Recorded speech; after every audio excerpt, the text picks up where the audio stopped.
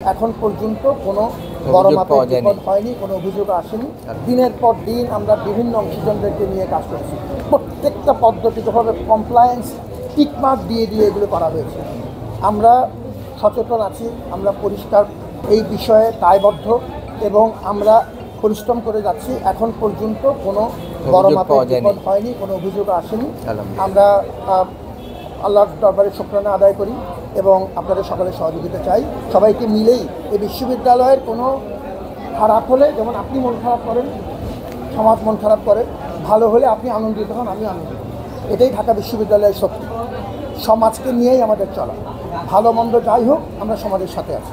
এই বিষয়টি নিয়ে আমরা গভীরভাবে আমরা সচেতন আছি, চেষ্টা করছি এবং আমরা কিছু কার্যকর পদক্ষেপ নিয়েছি। আমাদের কিছু কোটা, মুক্তিযুদ্ধের কোটা, আমরা নাতি নাতনির পর্যায়ে যে অংশটি ছিল সেটি আমরা একদম পদ্ধতিগতভাবে একটি প্রক্রিয়ার মধ্য দিয়ে যেয়ে এটা একটা প্রক্রিয়াগতভাবে করতে হয় আমাদের। এই প্রগতি শেষ করে সেটি এখন সন্তান পর্যায়ে এসছে এবং আমাদের অপরাপর যে কোটাগুলো প্রত্যেকটি খাত যৌক্তিকভাবে সংস্কার করা হয়েছে।